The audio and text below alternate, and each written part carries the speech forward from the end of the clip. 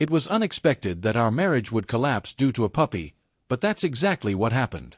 My husband of 10 years, Bryce, zips up a suitcase as if he were going on a business trip, leaving me standing in the kitchen in my jammies, attempting to suppress tears. But this time he was leaving without returning. Then he turned to me and stated, "I'm taking Zeus, you get the kid," with icy, unfeeling eyes. No farewell, no conversation. Indeed, that is the case. Our golden retriever's name is Zeus. He was acquired prior to the birth of our son, Eli. Everyone treats him like a member of the family. Served as a bed mascot, chased Eli around the yard, and even hauled socks out of the laundry basket. Plus, Bryce treated him like a bag and took him. I stood there, motionless. She spoke out just as I was about to say something, anything. His mother Joan would occasionally drop by to offer a remark or two, but she would never actually offer any assistance. Standing beside the entrance, she wore faux pearls around her neck and had a genuine grin on her face. The dogs were trained, she thought, and chuckled. They couldn't stop laughing. As if my son were a broken toy that I was now compelled to hold on to, while they were allowed to walk away with the reward. It was like being a full-time mother during a divorce. You were always on the losing end. There was a noticeable lack of oxygen in the room, but I remained silent. A scream eluded me. Nothing made me sob in their presence. Eli had drawn a picture of the three of us holding hands beneath a gigantic sun, and I simply turned around, grabbed it off the counter, and strode right past them. He was in the room across from us. Sitting cross-legged on the carpet, 9-year-old Eli is coloring with headphones in. The storm was dissipating all around him, but he failed to notice. At this time, no. I vowed to myself right then and there. Never in his life will he blame himself. Permit Bryce to have the canine. Assume victory for Joan. The child would be mine to keep. I desired the child. Even more so, I would shield him from those who would mock his suffering. However, I did not come here to tell you that. What transpired on the day of court, a few weeks later, is the part that has to be heard. Eli, my calm, considerate, and inquisitive son, approached the judge, cleared his throat, and requested, "Mom, may I read what Dad texted me last night?" Silence fell across the entire courtroom. An eyebrow was arched by the judge. A light flush spread over Bryce's lawyer's face. Joan, seated behind us, appeared to have regurgitated her own tongue as she sported a smug smile and a navy blue jacket. Eli possessed the truth at that particular moment, and he held it in front of everyone. This was more powerful than any lawyer could have ever been. Despite his young age, he was aware. And for the very first time, the grown-ups there were compelled to pay attention. But before I tell you about that pivotal event, I'll take you all the way back to the beginning. It wasn't a single unfortunate altercation. Not a single nasty remark. Years of gaslighting, quiet erasure, and Bryce telling me I was the one who was always causing problems because I was too sensitive or overreacted. Consistent though slight, it persisted. My failure to instill in Eli the value of resilience led to his emotional outburst in response to Bryce's yelling. I was being annoying when I sought for assistance. He made up stories about how he was only trying to keep the family together when I eventually expressed my want to leave, claiming I was mentally unwell. People trusted him. In fact, they always did. His charisma, humor, and smile make him the type of guy who can get away with calling waitresses sweetie. Yet Eli noticed details that none else did. Upon entering the room, he noticed a shift in his dad's expression. Upon Bryce's entrance, he saw that I would pause in the middle of my sentence. He noted that I no longer laughed. In reality, I didn't. Even though Bryce abandoned us and the dog as if we were expendable, Eli showed no emotion. "I don't think Dad likes us very much," he murmured as he sat next to me that night, grasping Zeus's old collar. That was the turning point. And unwittingly, the beginning of the truth's eventual revelation. Many people's mental images of a custody battle involving a single mother include shouting, slamming doors, and the involvement of the police. However, my story did not begin that way. Mine started off quietly. My husband Bryce smirked and then went with our dog, and there was complete silence. A quiet, devoid of sound, kind of stillness that follows a tornado. It was as if a whisper were carried through the home with every coat he removed from its hanger and every drawer he emptied. His absence was palpable.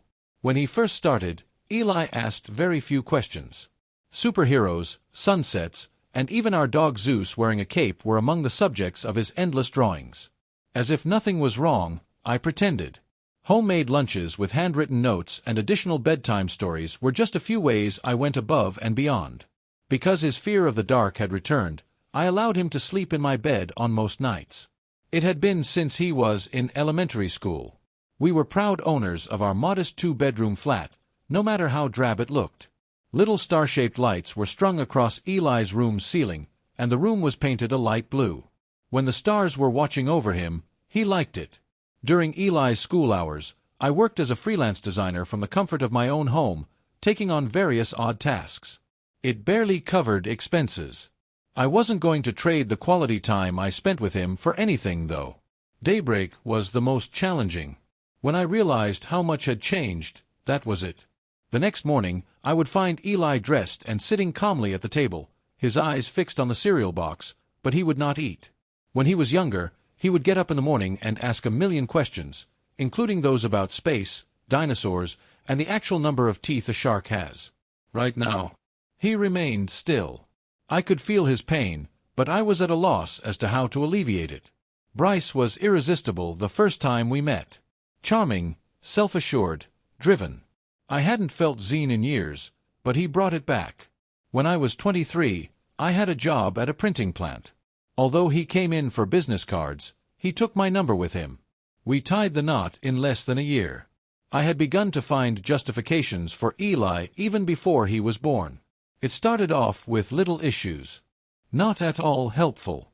Eli had received them accidentally from him. Not intended for you. Perhaps the lady he had been seeing.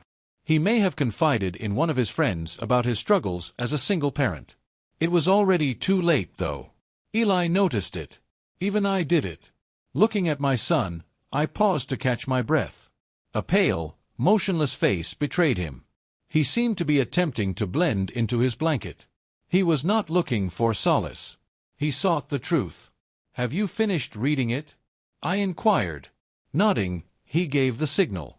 I preferred not to. Still, I was unable to refrain.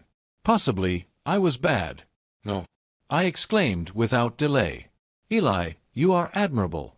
His position is incorrect. That guy is completely mistaken." I took it seriously. Each and every one. It had become about more than simply obtaining custody. Here, the focus was on ending a pattern. Taking care that Eli didn't learn that being silent was a prerequisite for receiving love. By satisfying those who didn't deserve you. Screenshots were printed. Put a date on each one, as well as saved copies on an external drive. I got in touch with my attorney, Denise. Very first thing in the morning following that. Reading her a few messages caused her voice to stiffen. "This is big," she exclaimed. "Everything could be changed by this. However, are you certain that Eli should speak?" It was enough to put me off. Putting him on trial was never even in my thoughts. My gut knotted up at the thought. His age was only 9. Courtroom drama was the last thing I wanted for him. Interrogated by emotionless lawyers. Or he might be made to look his dad in the eye and go through it all again. However, his words following Bryce's departure flooded back into my mind. "Whenever I feel like something is wrong, you always advise me to say something. Has it come to that?" He felt compelled to say something.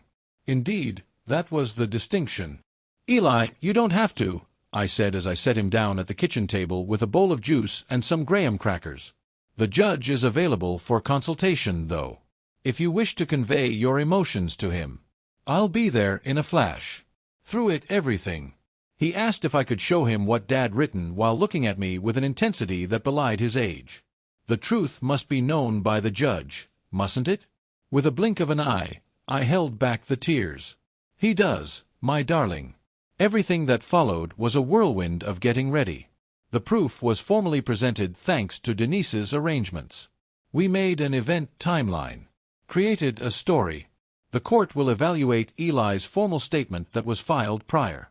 At the same time, Joan resumed her regular attendance at Eli's school.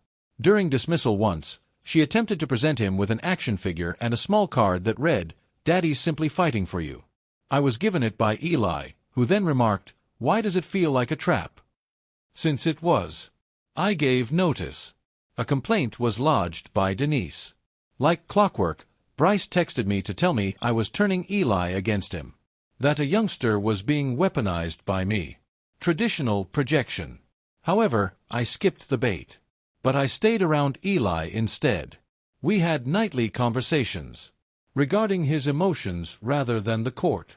To what he was frightened. His strength came from this. I responded truthfully to his questions. Absent of pretense. Honest guarantees only. Eli had a restless night prior to the hearing.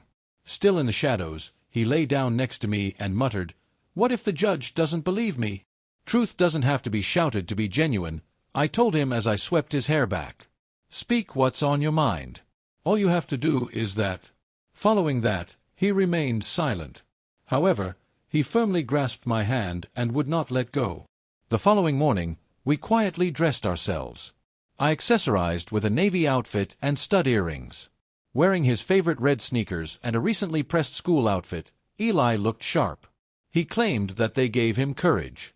As we stepped outside the courthouse, Denise greeted us with a serious nod and her briefcase. I presumed Bryce's lawyer was standing at his side as he paced in a charcoal suit, with Joan at his side. His eyes briefly met mine. Without turning around, I continued on. We entered, signed the guest book, and settled into our seats. "Do you still wish to proceed with this?" I whispered to Eli as I stared down at him.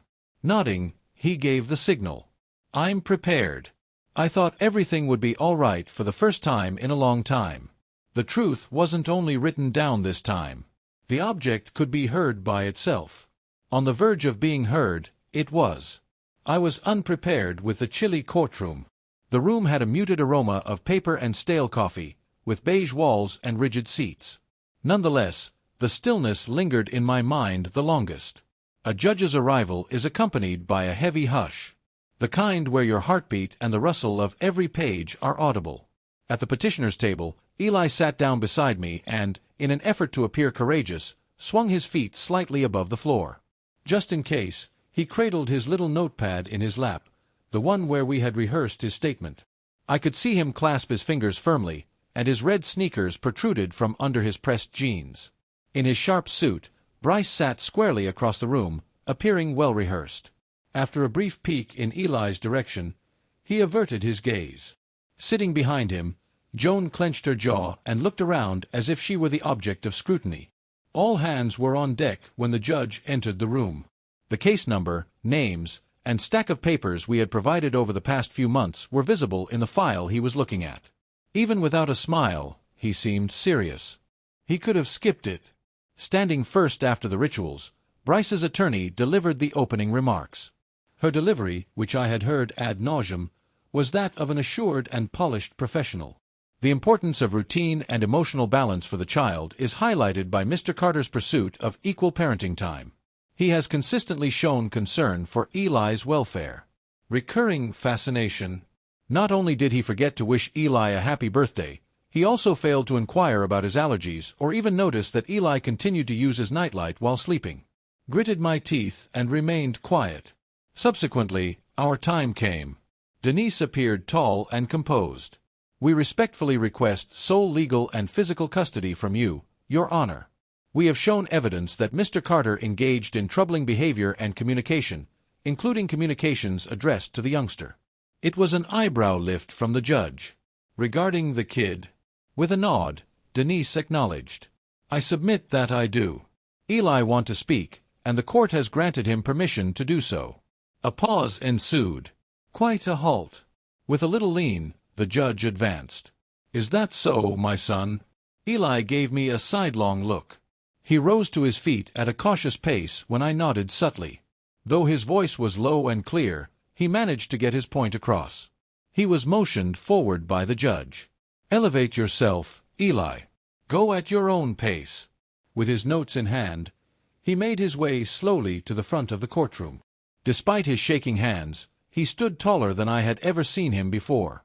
With a deep breath, he opened the notebook. A few messages came to me from my dad.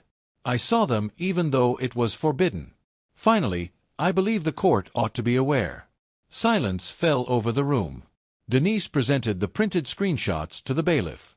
The judge perused the pages while Eli read aloud from his copy. "I can't wait to get my real life back," Eli read, his voice catching. He was clearly frustrated with the brat. Glancing at the judge, he spoke. "He brought me up in conversation." Somewhere in the gallery, someone let out a gasp. As a flush came over Joan, she shifted in her chair. With her mouth slightly agape, Bryce's lawyer turned to face him. Bryce, too. He did nothing but sit there, his jaw tensed as if it were going to crack, staring at the table. Continued Eli. "Similar to his mother, he cries uncontrollably. Not at all helpful." Once again, he raised his head to look upward. "Mommy doesn't always break down in tears. She is powerful. When I'm afraid, she calms me down. And I am not insignificant." Absolute quiet. Hands were folded by the judge. "Much obliged, Eli. That took a lot of courage. Do you have anything else you would want to share with me?" "I don't want to reside in a place where I feel like an issue," Eli stated after he paused. "All I want is to feel secure." That concluded it. With a murmur of, "You did perfect," I drew him near as he walked back to me. As he gripped my shoulder a bit more firmly than normal, he nodded. With a clear throat, the judge fixed his gaze squarely on Bryce. "Mr. Carter," he remarked, his voice growing imperious, "I was wondering if you might shed some light on these messages." Bryce was about to speak when his lawyer abruptly cut him off and asked for a short break. Denied by the judge. "I've seen enough," he declared with conviction. "It is the duty of the court to consider what is best for the child.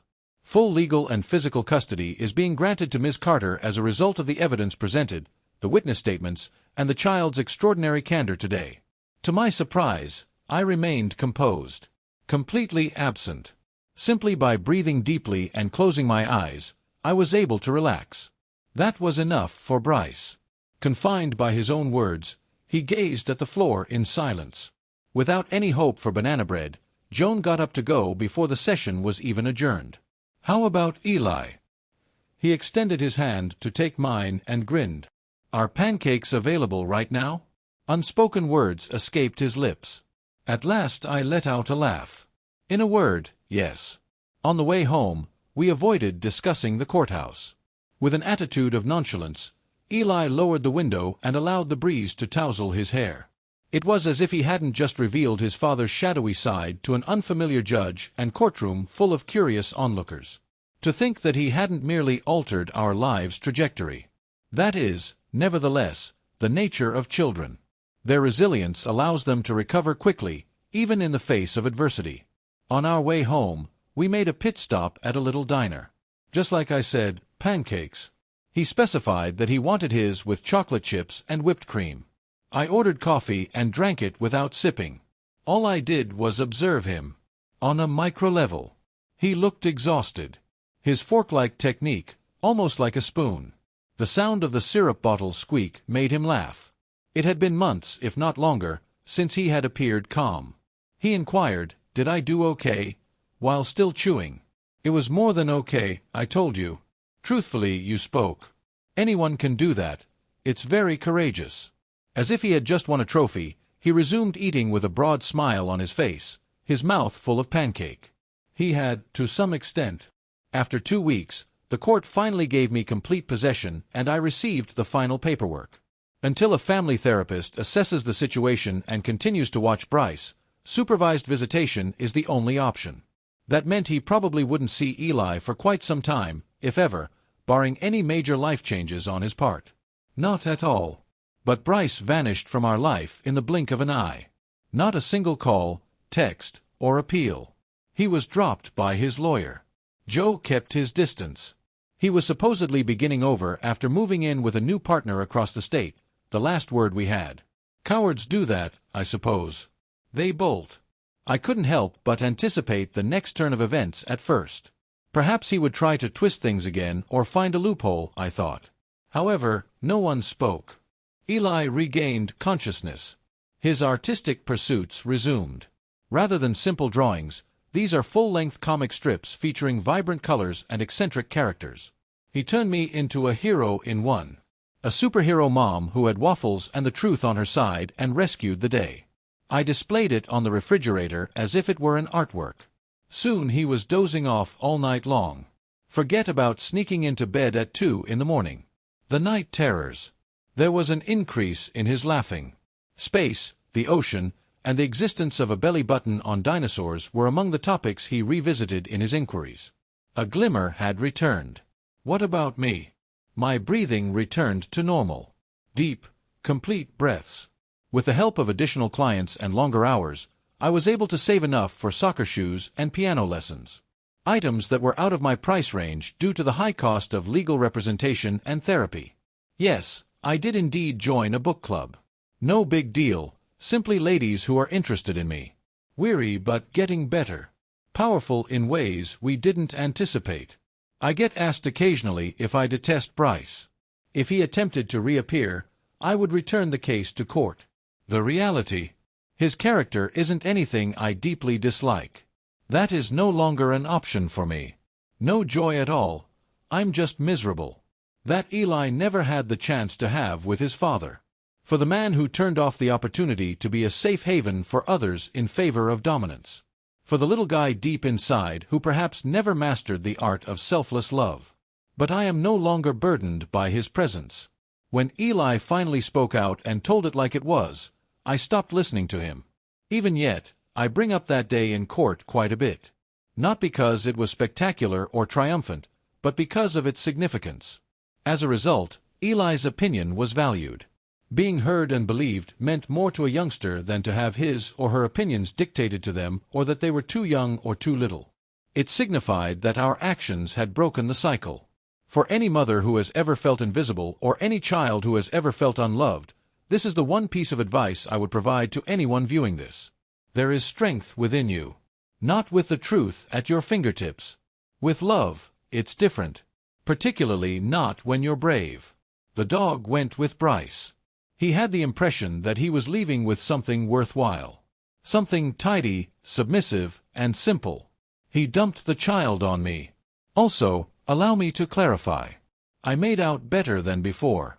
Because my son possesses courage. He is truthful. As he matures, he learns that kindness is never a flaw and that love has no strings attached.